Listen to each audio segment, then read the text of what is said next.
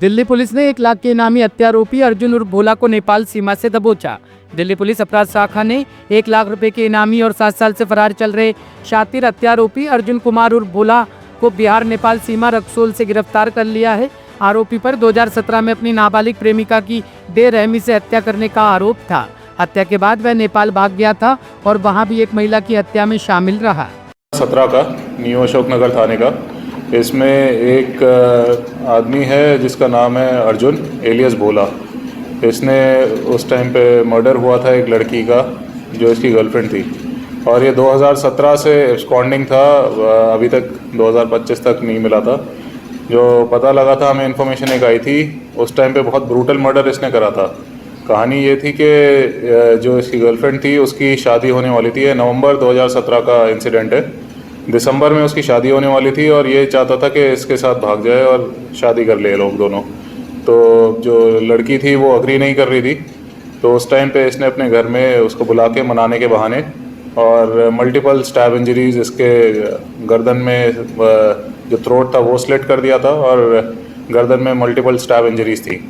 तो लगभग जब पोस्टमार्टम हुआ तो पोस्टमार्टम में 26 इंजरीज आई थी, एंटीमार्टम इंजरीज आई थी उसमें, और बहुत ब्रूटल मर्डर करके फिर ये तब से कभी हाथ में नहीं आया था। हमें इन्फॉर्मेशन मिली थी कि नेपाल भाग गया है और नेपाल में जाके ये छुप गया था।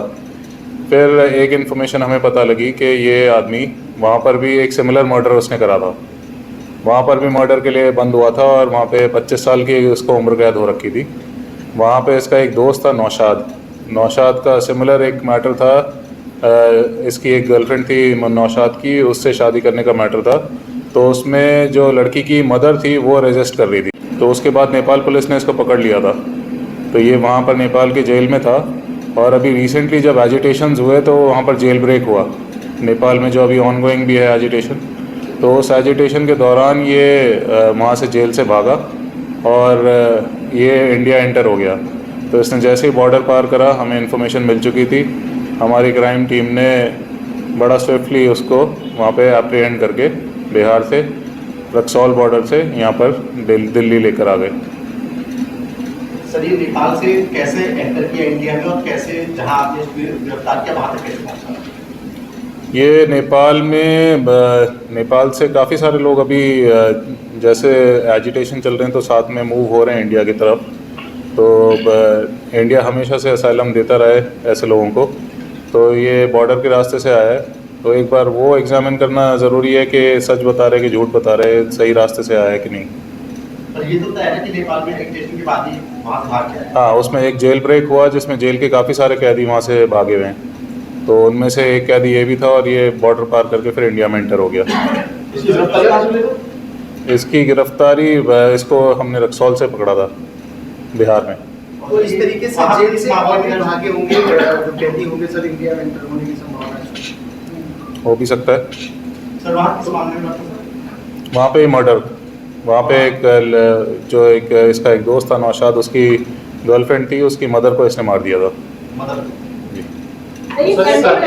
महिलाओं को टारगेट कर रहा था, उसमें एक अपनी गर्लफ्रेंड को मारना, फिर दूसरे की गर्लफ्रेंड की मदर को मारना। जैसा लग रहा है कि इसने एक इंसिडेंट यहाँ पे कर दिया था और 8 साल हो गए थे, तो उसकी हिम्मत थोड़ी बढ़ गई होगी।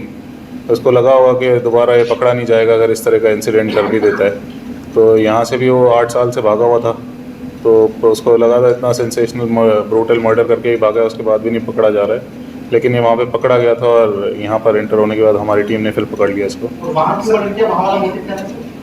वहाँ पे मोटिव ये था कि नौशाद जो इसका दोस्त था, उसकी गर्लफ्रेंड थी, उस गर्लफ्रेंड से नौशाद से शादी करने के लिए उसकी माँ मना कर रही थी। जो लेडी की, जो उसकी गर्लफ्रेंड की मदर थी, वो मना कर रही थी, तो उसके रेजिस्टेंस के कारण उसने उसका मर्डर कर दिया था।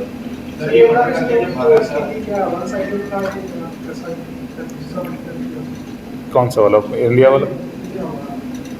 नहीं, वन साइडेड नहीं था ये, थे दोनों रिलेशनशिप में थे, लेकिन शादी उसकी किसी और से हो रही थी, जो लड़की थी, और लड़की इसके साथ भागने के लिए तैयार नहीं हो रही थी। वो दिसंबर में 1 महीने बाद ही उसकी शादी थी, तो उस रंजिश में इसने उसका मर्डर कर दिया। सर, यहाँ पे जब भागा था तो सीधे नेपाल गया था या इंडिया में भी कई जगह छुपा हुआ था? ये मेरे ख्याल से इंडिया में कुछ टाइम पे तो रहा है, जैसा अभी हमें पता लग रहा है बातों से, और उसके बाद कुछ समय बाद ये नेपाल भाग गया था। ये इनिशियली केस वहीं पीएस अशोकनगर में ही था, न्यू अशोकनगर में। ये क्राइम में केस ट्रांसफ़र हो गया 2022 में, और अभी भी ये क्राइम ब्रांच में ही है। हमारी टीम के पास नहीं है, लेकिन क्राइम के पास ही है केस।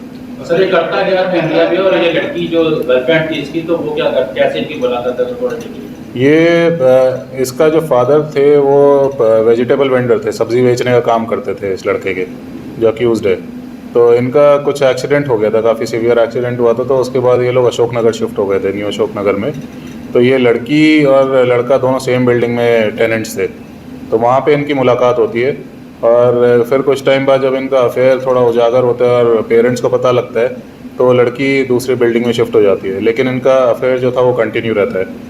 और जब ये लोग नहीं इनकी बनती है, तो फिर पेरेंट्स उनकी लड़की की शादी तय कर देते हैं। तो ये आसपास में ही रह रहे थे, और जब मर्डर भी हुआ तो उसने अपने पास अपने रूम पे उसको समझाने के लिए बुलाया हुआ था। और जिस दिन इंसिडेंट हुआ उसके अगले दिन जब शक के तौर पे ताला लगा के अपने रूम पे भाग गया था। तो जब लोगों को लगा, अलार्म हुए कि इनका चलता रहा है, पहले भी झगड़ा चला है, तो जब ताला तोड़ के उसमें अंदर घुसी पुलिस, तो उनको डेड बॉडी मिली उसकी। टॉप स्टोरी ब्यूरो के लिए दिल्ली से हेमंत कुमार की रिपोर्ट।